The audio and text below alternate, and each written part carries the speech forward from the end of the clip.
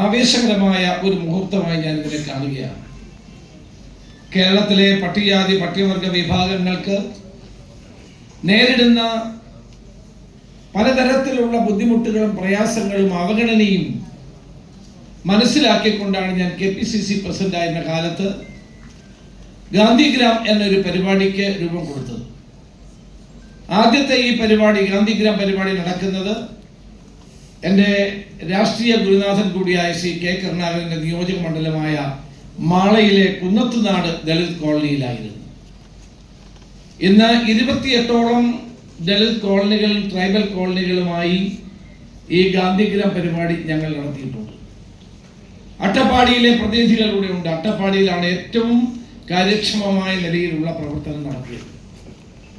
കേരളത്തിലെ 14 തെരഞ്ഞെടുക്കപ്പെട്ട കോളനികൾക്ക് ഉമ്മൻചാണ്ടി മുഖ്യമന്ത്രിയായിരുന്ന കാലത്ത്, AP അനിൽകുമാർ മന്ത്രിയായിരുന്ന കാലത്ത് ഓരോ കോടി രൂപ വെച്ച് അന്ന് അനുവദിക്കുകയുണ്ടായി. ഞാൻ സന്ദർശിച്ച 14 കോളനികളിൽ സ്വാഭാവികമായി ഗവൺമെന്റ് മാറിക്കഴിഞ്ഞപ്പോൾ പിന്നെ അതിനുള്ള അവസരമില്ല. പക്ഷെ എന്നാലും ഈ എല്ലാ വർഷവും ന്യൂ ഇയർ ഉണ്ടെങ്കിൽ ആ ന്യൂ ഇയറിൽ ഞാൻ ഏതെങ്കിലും ഒരു പട്ടികവർഗ കോളനിയിൽ ഉണ്ടായിരിക്കും എന്നുള്ളതാണ് ഈ പദ്ധതിയുടെ പ്രത്യേകത.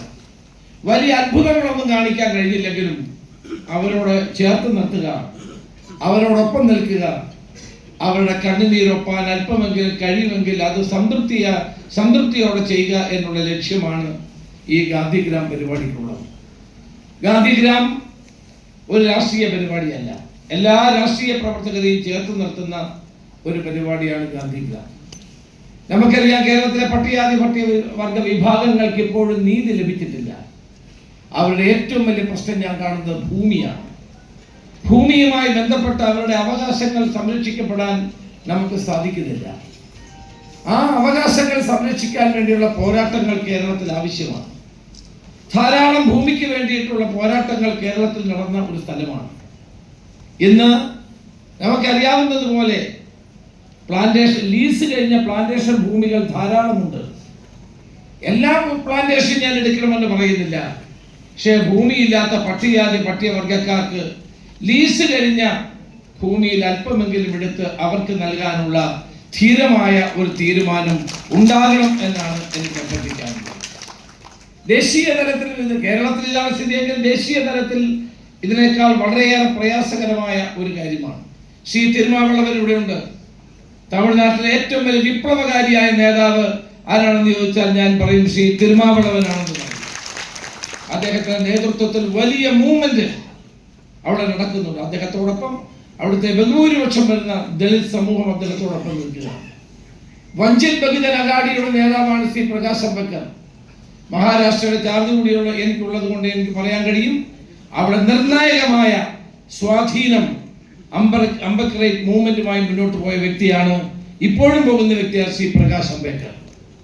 ഇവരുടെയെല്ലാം നേതൃത്വത്തിൽ സീതക്ക ആയുധങ്ങൾ താഴെയിട്ട് നാടിന്റെ പുരോഗതിക്ക് വേണ്ടി നക്സലിസം ഉപേക്ഷിച്ച് പൊതുജീവിതത്തിലേക്കും കോൺഗ്രസിലേക്കും കടന്നു വന്ന സീതക്ക ഉൾപ്പെടെയുള്ള വ്യക്തികൾ സമൂഹത്തിന് ഒരു വലിയ സംഭാവനകൾ നൽകിയിട്ടുള്ള വ്യക്തിയാണ്. ചെറുപ്പക്കാരുടെ ഏറ്റവും സ്വാധീനമുള്ള ഒരാളാണ് ജിഗ്നേഷ് മേവാനി. ഗുജറാത്തിന്റെ മണ്ണിൽ അദ്ദേഹം നടത്തുന്ന പോരാട്ടങ്ങൾ ചെറുതല്ല. ഞാൻ ഇവരെല്ലാം ഇവിടെ അവതരിപ്പിച്ച എന്തുകൊണ്ടാണെന്ന് വെച്ചാൽ, ഇവരെല്ലാം ഈ രാജ്യത്തെ ദളിത് സമൂഹത്തിന് വേണ്ടി പോരാടുന്നവരാണ്. ആ പോരാട്ടങ്ങൾ നമുക്ക് ഏറ്റെടുക്കണം. അവർ മനുഷ്യരാണ് എന്നുള്ള ചിന്തയോടെ അവരുടെ അവകാശങ്ങൾക്ക് വേണ്ടിയുള്ള പോരാട്ടങ്ങൾക്ക് മഹാത്മാഗാന്ധി, മഹാനായ ഡോക്ടർ ബാബാ സാഹേബ് അംബേദ്കർ എന്നിവർ കാട്ടിയ വഴികളിലൂടെ നമുക്ക് മുന്നോട്ട് പോകണം. ഞാൻ ദീർഘമായി ഗവർണറുടെ സമയം കഴിഞ്ഞിരിക്കുന്നു, ഞാൻ സംസാരിക്കുന്നില്ല. ഈ ദളിത് കോൺക്ലേവ് വളരെ അടിസ്ഥാനപരമായ ചില കാര്യങ്ങളിൽ തീരുമാനങ്ങൾ എടുത്തുകൊണ്ട് കേന്ദ്ര സംസ്ഥാന ഗവൺമെന്റുകളുടെ മുന്നിൽ ഇത് സമർപ്പിക്കാനാണ് നമ്മൾ ഉദ്ദേശിക്കുന്നത്. ഇന്ന് ഈ ഉദ്ഘാടന സമ്മേളനം കഴിഞ്ഞാൽ 4 സെഷൻ ഉണ്ട്. 4 സെഷനിലും ഏറ്റവും പ്രമുഖരായ നേതാക്കന്മാരാണ് ഇവിടെ പങ്കെടുക്കുന്നത്. അവരുടെ നേതൃത്വത്തിൽ നടക്കുന്ന ചർച്ചകളും ക്ലാസുകളും അതുപോലെ ഡിസ്കഷനും നമുക്ക് പുതിയൊരു കാഴ്ചപ്പാടോടെ മുന്നോട്ട് പോകാൻ സാധിക്കും എന്ന് എനിക്ക് ഉറപ്പുണ്ട്. ഏതായാലും ഇവിടെ വന്നു ചേർന്ന എല്ലാവരെയും ഞാൻ സ്വാഗതം ചെയ്യുന്നു. ഗാന്ധിഗ്രാം എൻ്റെ ജീവിതത്തിൻ്റെ ഒരു ഭാഗമാണ്. എൻ്റെ പ്രവർത്തനത്തിൻ്റെ ഏറ്റവും അടിസ്ഥാനപരമായ ഒരു മുന്നേറ്റമായി ഞാൻ ഇതിനെ കാണാൻ ആഗ്രഹിക്കുന്നു. സാധുക്കളോടൊപ്പം, പാവങ്ങളോടൊപ്പം, അട്ടപ്പാടിയിലെ വേദനിക്കുന്ന ജനസമൂഹത്തോടൊപ്പം കഴിയുക എന്നുള്ളത് എൻ്റെ ജീവിതത്തിലെ ഒരു സാഫല്യമായി ഞാൻ കണക്കാക്കിക്കൊണ്ട് ഇന്ന് നിങ്ങൾക്കെല്ലാവർക്കും ആശംസകൾ ഞാൻ നേരുകയാണ്. ഇതോടൊപ്പം തന്നെ മറ്റൊരു വിശിഷ്ട അതിഥി കൂടി നമ്മുടെ ചടങ്ങിൽ പങ്കെടുക്കുന്നുണ്ട്. ശ്രീ നിതിൻ റൌത്ത്, മഹാരാഷ്ട്രയിലെ പവർ മിനിസ്റ്റർ ആയിരുന്ന ഏറ്റവും കൂടുതൽ വോട്ടുകളുടെ ഭൂരിപക്ഷത്തോടെ 6 തവണ നിയമസഭയിലേക്ക് ജയിച്ച ശ്രീ നിതിൻ റൌത്ത് ഇവിടെ വന്നിട്ടുണ്ട്. അങ്ങനെ ഒത്തിരി നേതാക്കന്മാർ ഇവിടെ എത്തിച്ചേർന്നിട്ടുണ്ട്. ഞാൻ ദീർഘമായി സംസാരിക്കുന്നില്ല. ഈ ചടങ്ങിൽ പങ്കെടുക്കുക എന്നുള്ളത്, ഈ പങ്കെടുത്ത എല്ലാവരെയും ഞാൻ അഭിവാദ്യം ചെയ്യുന്നു. കേരളത്തിലെ പട്ടികജാതി പട്ടികവർഗ വിഭാഗങ്ങളുടെ മോചനത്തിന് വേണ്ടിയുള്ള പോരാട്ടങ്ങൾ മഹാനായ അയ്യങ്കാളിയും ഡോക്ടർ ബാബാസാഹേബ് അംബേദ്കറും മഹാനായ ഫുലെയും ഉൾപ്പെടെയുള്ള ധീരന്മാരായ സാമൂഹ്യ പരിഷ്കർത്താക്കൾ കാട്ടിയ വഴികളിലൂടെ നമുക്ക് മുന്നോട്ട് പോകാൻ സാധിക്കണം. അതിനുവേണ്ടി നമുക്ക് ഒരുമിച്ച് പ്രവർത്തിക്കാം എന്ന് കൂടി ഞാൻ സൂചിപ്പിക്കുന്നു. ഇവിടെ 2 പേരെ ഇന്നിവിടെ ആദരിക്കുന്നുണ്ട്. ശ്രീ കൊടിക്കുന്നിൽ സുരേഷ് MP വളരെ എളിയ സാഹചര്യങ്ങളിൽ നിന്ന് വളർന്നു വന്ന് കേരളത്തിലെ കോൺഗ്രസിന്റെ വർക്കിംഗ് പ്രസിഡന്റായും ലോക്സഭയിലെ ചീഫ് വിപ്പായും 8 തവണ പാർലമെന്റ് അംഗവുമായ ശ്രീ സുരേഷിന് ഒരു അഭിനന്ദനം കൊടുക്കേണ്ടത് നമ്മുടെ ആവശ്യമാണ് എന്ന് ഞാൻ കരുതുകയാണ്. അതുപോലെ ബുദ്ധിമുട്ടേറിയ ജീവിത സാഹചര്യങ്ങളിലൂടെ കടന്നു വന്ന് രാജ്യത്തിന്റെ ഏറ്റവും വലിയ അംഗീകാരം പത്മശ്രീ ലക്ഷ്മിക്കുട്ടി അമ്മയെയും പ്രത്യേകം അഭിനന്ദിക്കാൻ ഈ അവസരം ഞാൻ വിനിയോഗിക്കുന്നു. വളരെ വിനയപൂർവ്വം ഈ ചടങ്ങിൽ പങ്കെടുക്കുന്ന എല്ലാവരെയും അഭിവാദ്യം ചെയ്തുകൊണ്ട്, ഈ Dalit Congress is the first of his kind in Kerala.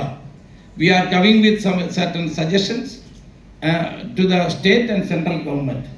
ഈ സജഷൻ കേന്ദ്ര ഗവൺമെന്റിന്, സംസ്ഥാന ഗവൺമെന്റിന് സമർപ്പിച്ച് എളിയ നിലയിൽ ഈ പാവപ്പെട്ടവരുടെ ജീവിതത്തിൽ കാതലായ മാറ്റം ഉണ്ടാക്കാൻ, അവരുടെ വീടിന്റെ സൗകര്യം, ഭവനത്തിന് വേണ്ടി, ജോലിക്ക് വേണ്ടി, റിസർവേഷന് വേണ്ടി, അവർക്ക് മറ്റ് സൗകര്യങ്ങൾ ഉണ്ടാക്കി കൊടുക്കാൻ വേണ്ടിയുള്ള പോരാട്ടങ്ങളിൽ നമുക്ക് ഒരുമിച്ച് മുന്നോട്ട് പോകാമെന്ന് മാത്രം പറഞ്ഞുകൊണ്ട് എൻ്റെ വാക്കുകൾ നിർത്തുന്നു. നമസ്കാരം. ജയ്.